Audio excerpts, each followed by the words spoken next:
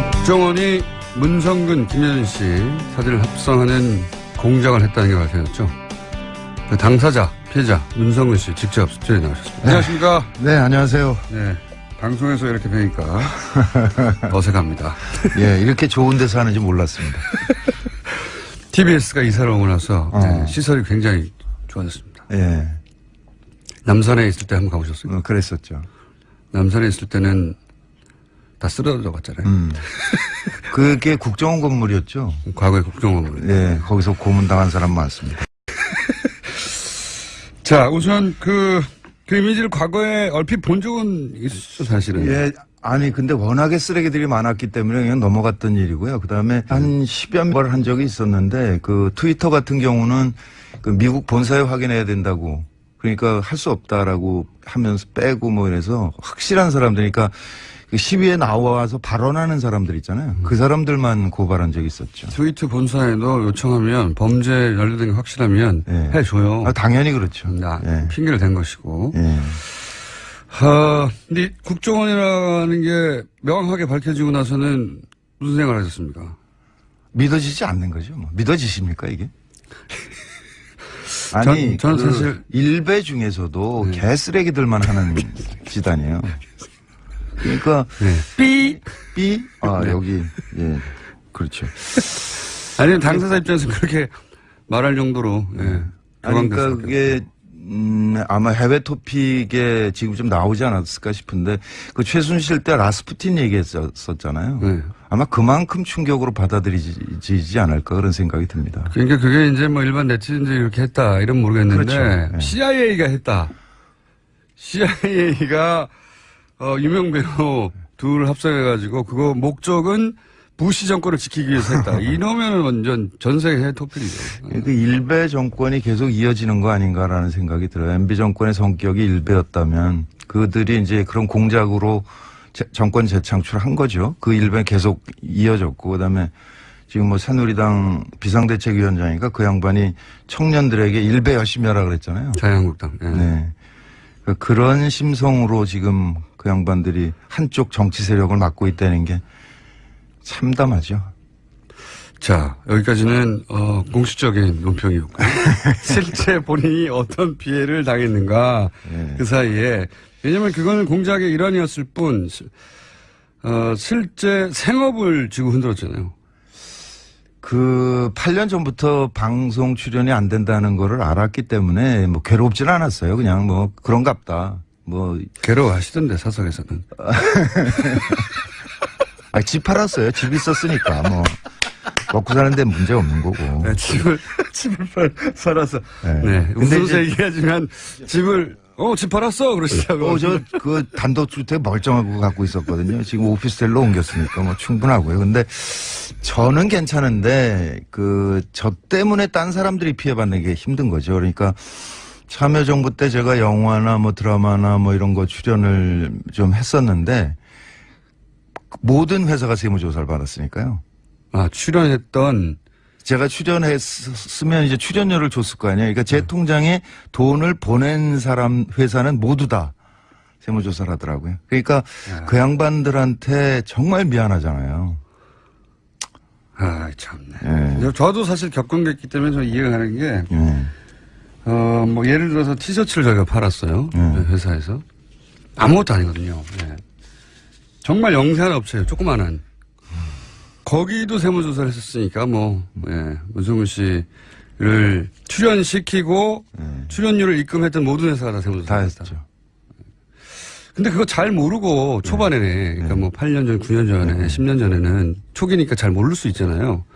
그래서 그때 섭외돼서 출연했는데 나중에 예를 들어서 방송국에서 난리가 나가지고 그런 적도 있지 않습니까? 그 CJ가 갖고 있는 케이블 회사인데 OCN이라고 그래서 이제 처용이라는 드라마를 10부작이었어요. 계약을 하고 4부까지 찍었는데 그다음부터 출연이 없더라고요. 근데 나중에 보니까 그 연출이 임찬익이라는 친구였는데 그 친구가 4부까지 찍고 일부를 편집해서 이렇게 제출했더니 저를 통으로 편집하라 그러더래요. 인물을 빼버리라고. 그러니까 인물을 빼면 스토리가 완결이 될 수가 없는 거예요. 근데 빼라 그러니까 이 친구가 4부까지 찍었는데 그건 어떻게 그러면? 그러니까 4부까지 찍은 거 몽땅 다 빼버린 거죠. 근데 그러니까 이 연출이 그렇게 못한다 나는. 소리가 안 맞는다 이게. 네. 그러고 버텼어요. 걔도 잘렸죠. 근데 그 친구에 대해서 진짜 저는 기가 막힌 게 신인이고 그 연출이라는 사람들은 연출하고 있는 동안에만 수입이 발생하거든요. 그러니까 나중에 저한테 와서 저 선배님 이렇게 됐는데 정말 어쩔 수 없이 뺐습니다라고 얘기를 해도 나는 양해를 했을 거예요. 그 친구를. 네. 그 감독을. 예. 네. 근데 수입도 없는 자가 그걸 덜푸덕 거절하고선 잘리더라고요. 그래서 설마 계약이 됐고 이미 사편까지 찍었는데 감독까지 교체하겠나 싶었겠죠. 그리고 또 한 번은 미안했겠죠. 당연히. 네, 그 친구는 저에 대한 의리를 지킨 건데 본인이 날아갔군요. 참 묘한 게 그 이후에 보면 CJ가 그걸 통편집해서 이제 한 다음에 그때부터 지금까지 저한테 단 한 번도 양해의 말을 한 적이 없어요. 아, 미안했다. 그때 어쩔 수 없었다든가 아니면 누구 한 사람을 보내서 이렇게. 그러니까 그 일이 벌어졌을 때 이걸 문제 삼으려면 문제 삼을 수 있었을 거 아니에요. 뭐 팟캐스트도 많고 그러니까 제가 나가서 얘기를 하면 되는데 사실은 CJ가 뭐 회장도 구속돼 있고 몸도 아프다 그러고 그래서 사정이 그렇겠지 저도 맨날 당하던 일이니까 그냥 양해하고 이제 문제 삼지 거기는 않고. 재벌이고요. 아니 글쎄. 그래서 양해하고 넘어갔는데 누가 누구를 챙겨줄지 이 사람들이 아직도 얘기가 없는 거예요. 아직도. 예. 야, 이게 일종의 또 다른 갑질이죠. 네, 자기 고통은 자기 고통이고 자기가 남에게 준 고통은 아무런 관심이 없는 거니까.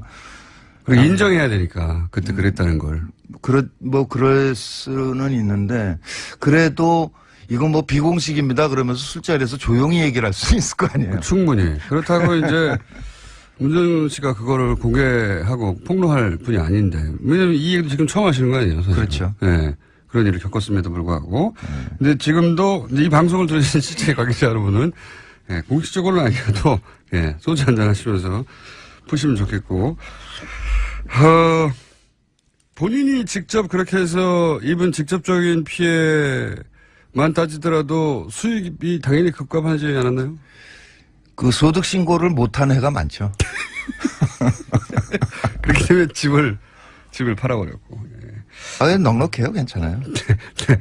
근데 이제 제 경우는 사실은 이제 유신 때부터 이어진 일이고 넉넉한데 요즘 왜 밥을 안 사십니까? 이렇게.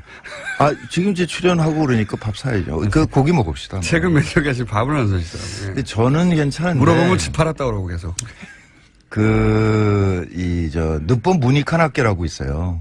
대안학교인데 전남 강진에 있는데 그걸 동아일보가 한번 무슨 종북학교 이런 식으로 그런 취지로 엄청나게 큰 지면으로 씹었어요. 근데 그거가 소송에서 이제 늦봄학교가 이겼는데 이기면 뭐합니까? 이미 전파된 건 전파된 거고 그래서 지금도 그 학교가 충격을 못 벗어나고 있어요. 그러니까 학생 수도 줄어들고 있고 그다음에 대안학교 경우에는 잘 아시겠지만 그 선생님들이 그냥 헌신하는 거거든요. 거의 최저생계비 수준에 받고 버티고 있는데 그분들이 이렇게 알아눕지를 못해요. 애들 때문에. 그냥 이 화를 지금도 만나면 그 얘기를 하는데. 씨를 말리는 씨를.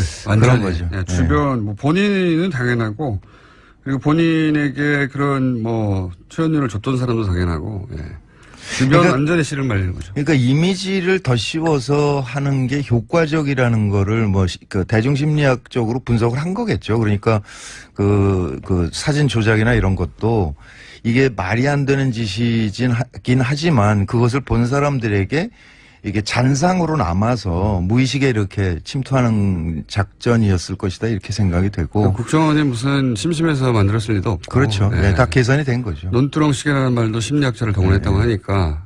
그랬죠. 그랬다는 걸 보면 대중 이미지가 굉장히 중요한 배우들을 어떻게 다시는 복귀하지 못하게 만들까. 명계남 씨가 복귀가 참 쉽지 않은 게 그 양반 경우에 바다 이야기가 전 국민이 다 아는 것 같아요. 그러니까 그때 지금 되돌아보면 한나라당 의원이 국회에서 면책특권으로 그걸 발언을 했거든요.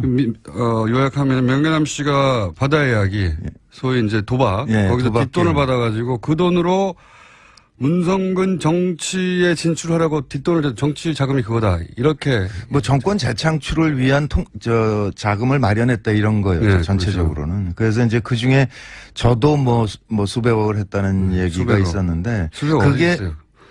그러니까. 그 명계남 씨 얘기는 스위스 은행 비밀번호를 까먹었다 그러더라고요. 그 친구는 임플란트 할 돈도 없거든요. 그러니까 이거는 풀어줘야 돼요. 그래서 검찰에 출두하면 그거는 꼭 물어보려고 그럽니다. 근데 아마 자료가 너무 많아서 지금 못 찾을지도 모른다라는 생각도 들고요. 그게 이제 그러니까 탄핵 국면으로 들어가면서 파기를 시작을 했을 거 아니에요. 근데 그 옛날 건 안 했을지도 모른다. MB 정권 시절 거는. 그 흔적이 좀 남아서 지금 나오고 있는 거예요. 네, 그런 거죠. 네. 그래서 이제 문정근 씨가 그럼 10년간 뭐 했냐? 주로 등산했어요. 그래서 제가 종아리가 굉장히 단단하고요. 평상시에 어디 뭐 하시냐고 산이에요, 산. 피톤치드가 너무 풍부해. 산에 항상 가 계셨고, 예. 네. 평상시복이 항상 등산복이었습니다. 그래서 예. 부른 사람이 없기 때문에 부르지 않는 산으로 가는 거예요.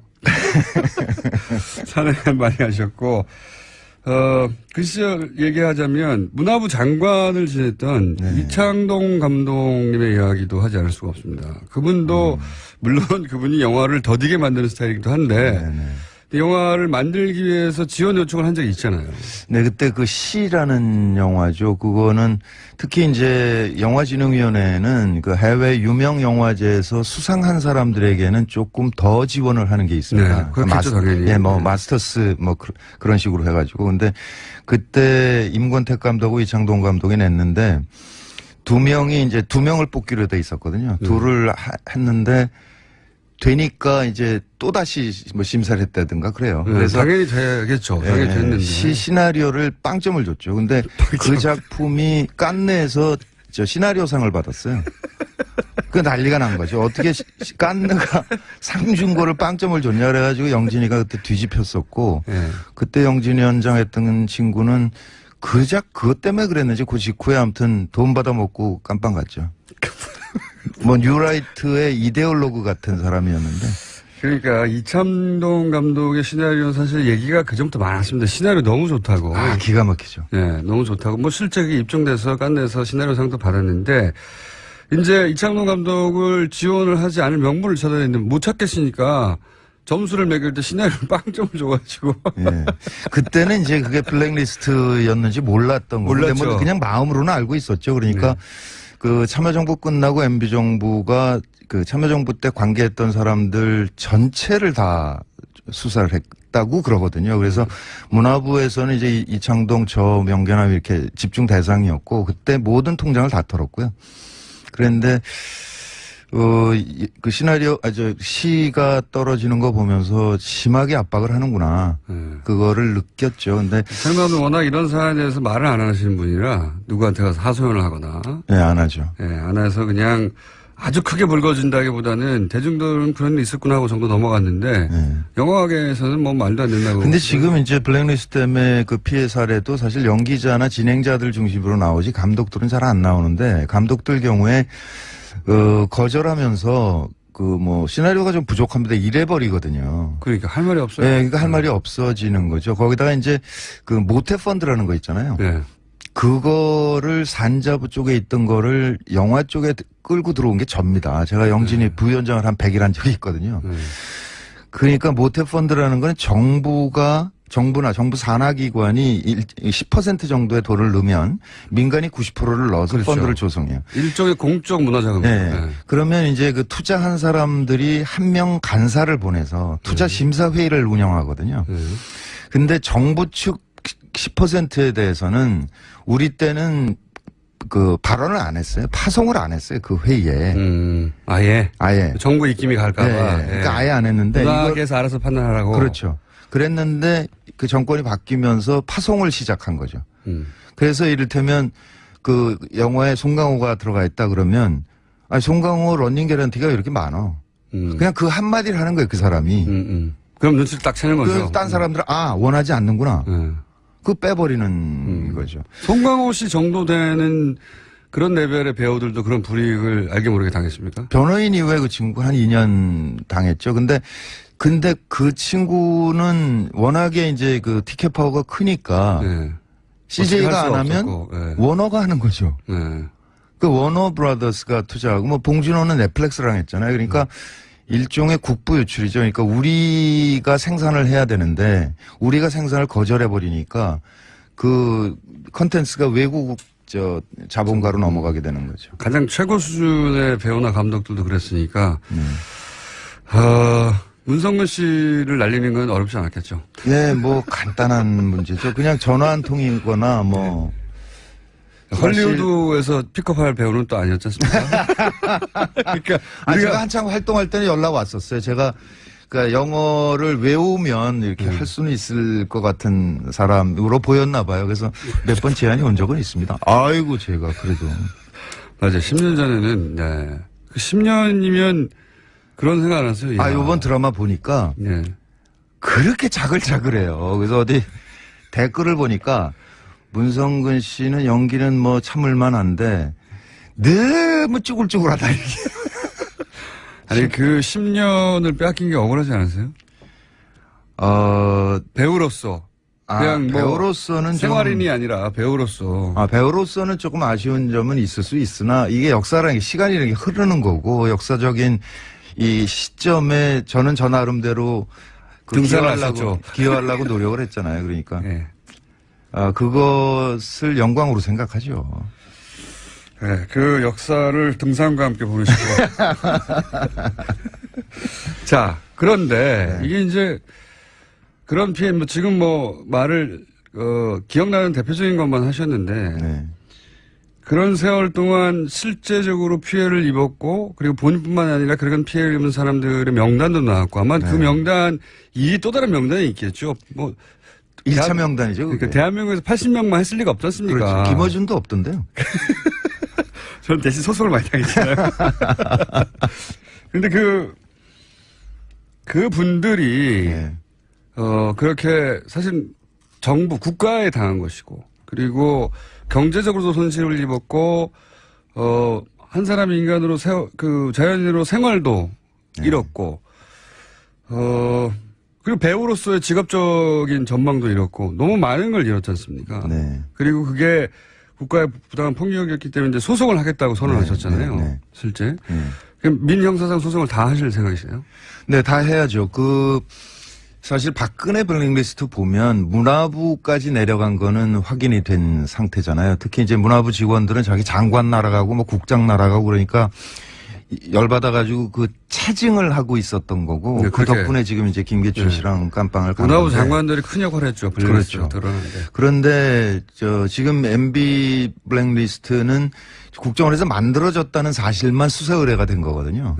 근데 그 이후에 그게 어떻게 실행됐느냐를 따져봐야 될 거 아니에요. 하나는 문화부를 통해서 영진이로 뭐 번역원에 예를 들면 황석영 선배 이런 거는 번역 지원을 안 했거든요. 그런 식으로. 네, 그런 식으로. 꼼꼼하게 했어요. 아주. 예, 그거 내려간 게 있고 또 하나는 KBS, MBC 같은 공영방송이 있고요. 출연 못하게 또 한쪽에는 SBS나 뭐 CJ나 이런 그 민영 방송들이 있는 거잖아요. 그리고 영화에는 투자사가 있고 제작사가 있고 각각으로 다 압박이 내려갔는데 지금은 맨 위에 상층부에 만들어졌다는 사실만 수사가 되고 있는 거죠. 그러니까 이게 방송사의 대개 본부장이나 사장한테 직접 하거나 본부장한테 하거든요.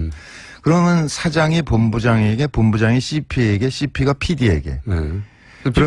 PD는 미안한 얼굴로 와가지고. 이해해 주라 뭐 이렇게 하고 넘어가는 거거든요. 그러니까 이 중간 단계가 지금 빠져 있는 거죠. 그러니까 요거를 지금 사실 검찰이 인력이 부족한 상태일 거예요. 뭐 안원구 정장도 사람이 필요하다고 얘기하시던데 그러니까 너무 많으니까요. 너무 많으니까 지금 지금 수사를 못 하고 있는 거죠. 그러니까 우리가 그거를 고발을 하면서 동시에 KBS, MBC, SBS 노조에 이거 나중에 검찰에서 수사 받지 말고 그냥 스스로 알려달라. 정보를 취합을 해봅시다 우리가.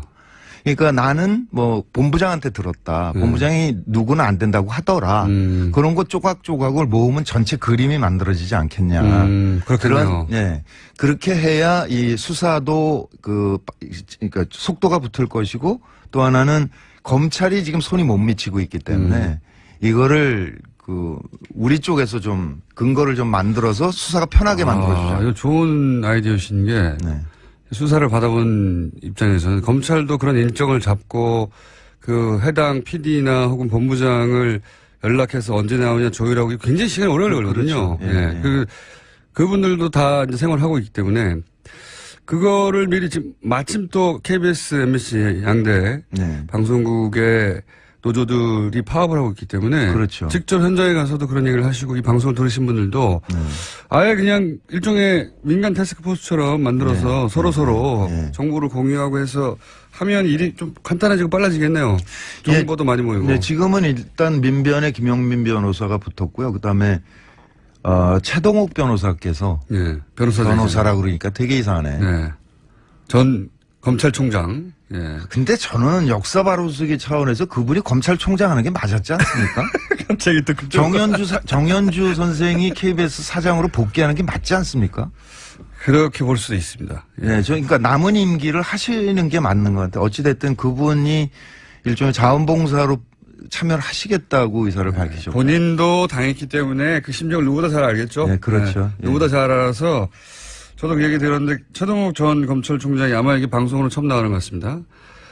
검찰총장이 이 블랙리스트의 피해를 입은 뭐 연기자, 배우자, 문화예술인들의 소송을 무료로 변론해 주시겠다고. 네, 그랬습니다. 네, 연락이 왔어요. 네. 대단히 감사드리고요. 예. 저희 방송도 한번 나오셔야죠. 여하간 그러면 그렇게 팀을 꾸려서 혼자 하시는 것도 아니고. 예. 그러니까 참여연대도 같이 하기로 했고요. 그러니까 다른 배우들은요? 다른 연기자. 다른 배우들은 제가 그저께 SNS에 올렸는데 한 5분 정도가 참여를 하겠다고 의사를 밝혀오셨어요. 80분 다 해도 되는 거 같아요. 아니, 근데 감독들은 안 빠지거든요. 대부분. 근데 그 감독이 42명이나 돼요. 감독. 그 한편에서는 좀 뿌듯하기도 합니다. 그러니까 영화가 굉장히 중요하다라는 거를 MB 정부가 알았었구나. 그러니까 문재인 정부도 영화가 중요한 걸 알아서 좀 지원을 좀 해야 될 텐데. 그러니까 지금 정부 지원이 끊긴 지가 거의 10년 됐어요. 그렇죠. 네, 참여정부 때 하고 그다음에 끊어버리고. 정부는 오로지 화이트리스트라고 소위 국뽕영화만 찍었거든요. 국뽕영화. 네, 그거는 MB 때부터 시작된 일입니다. 그러니까 모태펀드를 통해서 소위 이제 방송국이나 그런 펀드를 동원해가지고 정부가 권장하는 영화, 건전 영화죠, 소위. 그렇죠. 예. 건전 영화만 지원했고 실제 이런 문화예술계에 지원이 필요한 것은 지원을 끊어버렸어요. 그렇습니다. 죽으라고. 예. 자, 그럼 소송이 이제 막 준비 단계에 들어간 거네요? 그렇죠. 아무래도 요번 달 말 정도까지는 취합을 끝내고 10월 초쯤에는 이제 소장이 들어가야 되겠죠.